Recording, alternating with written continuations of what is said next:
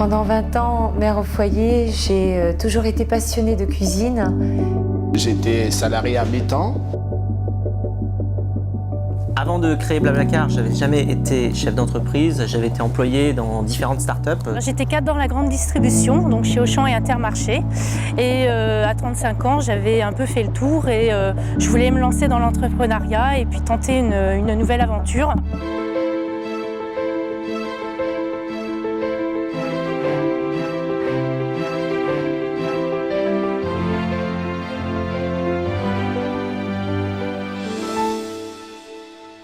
Alors le parc zoologique Val-d'Hérault-Nature, c'est un parc qui est implanté sur une quinzaine d'hectares où on peut y compter un peu plus de 1200 animaux. Alors, mon activité, donc, ça consiste à fabriquer des cosmétiques bio, en particulier de la savonnerie.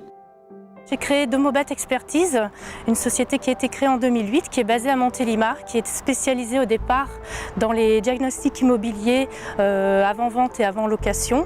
Et depuis 2011, j'ai développé donc une nouvelle activité sur la recherche d'amiante, donc dans les bâtiments, mais également sur les chaussées, les revêtements routiers.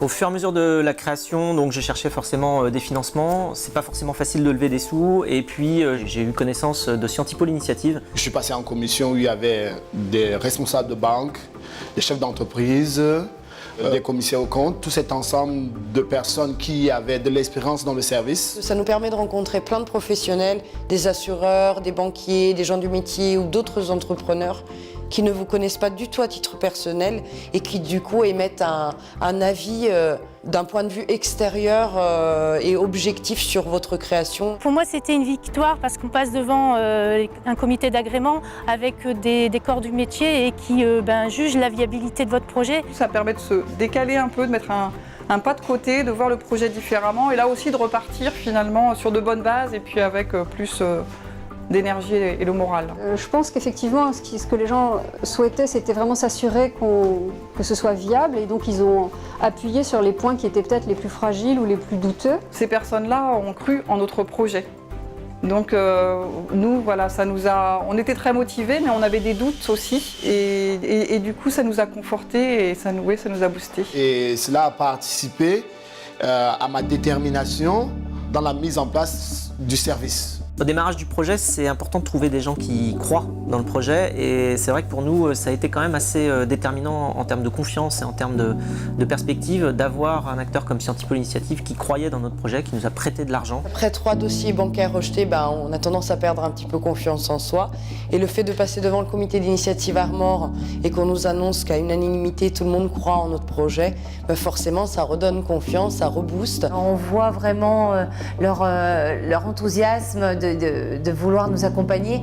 Ça nous a réconfortés et ça m'a surtout aidé à y croire encore un peu plus. On n'est pas venu avec un business plan, on est venu avec un projet. On est venu avec des objectifs, avec une envie.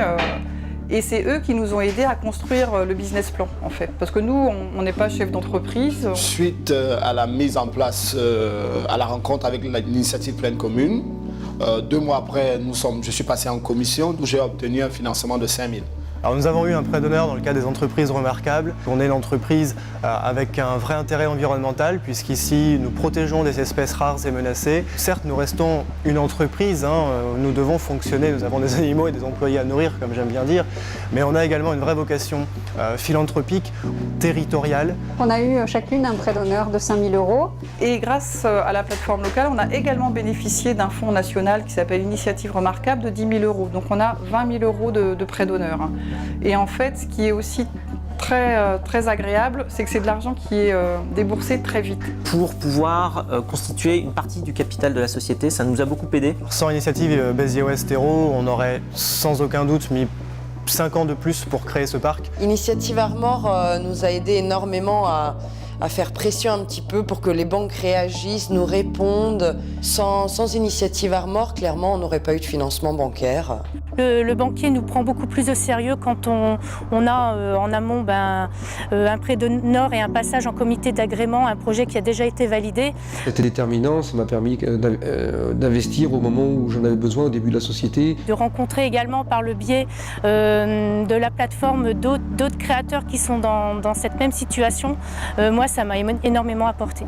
Comme c'est une structure qui est implanté, ou du moins qui est connu et reconnu par les différents organismes locaux. Finalement, ça permet d'avoir directement les bonnes portes auxquelles il faut aller taper pour pouvoir avancer.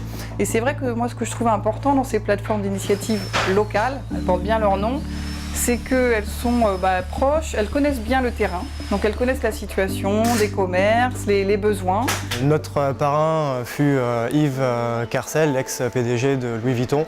Je suis co-gérante d'une agence de communication sur Saint-Brieuc que j'ai créée il y a maintenant 10 ans. Pour moi, m'investir dans cette démarche de marrainage, c'était me sentir utile, apporter quelque chose. Et ça a été tout de suite un coup de foudre. Et on s'est choisis d'ailleurs, toutes les trois. C'est une aide au niveau du suivi de ma gestion, où il donne des conseils.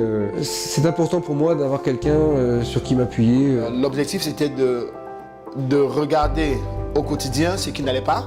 On est vraiment là dans le cadre du parrainage pour apporter un regard extérieur. Le fait d'avoir une personne qui a du recul sur l'entreprise est importante. Sans oublier bien sûr l'intérêt d'un parrain qui est aussi de nous guider et de nous donner le bon chemin quand on a des choix à faire pour pouvoir avancer. Et puis moralement, elle était toujours là pour avoir un petit mot de soutien, nous dire allez les filles, vous allez y arriver. Et à l'avenir, j'espère être peut-être marraine à mon tour, on ne sait pas. D'une part, il contribue énormément au développement du tissu économique, et puis c'est aussi une reconnaissance qu'il nous apporte en nous portant une attention, une écoute, et en étant avec nous, en nous accompagnant au quotidien. Parce que je pense que ça a énormément de sens de se sentir dans un réseau très constructif et qui porte ses fruits, parce qu'on voit bien que les entreprises qui sont accompagnées ont un taux de pérennité, de réussite qui est extrêmement intéressant. C'est avant tout avec la volonté, la passion, la motivation, les convictions de chacun qu'on peut aujourd'hui réussir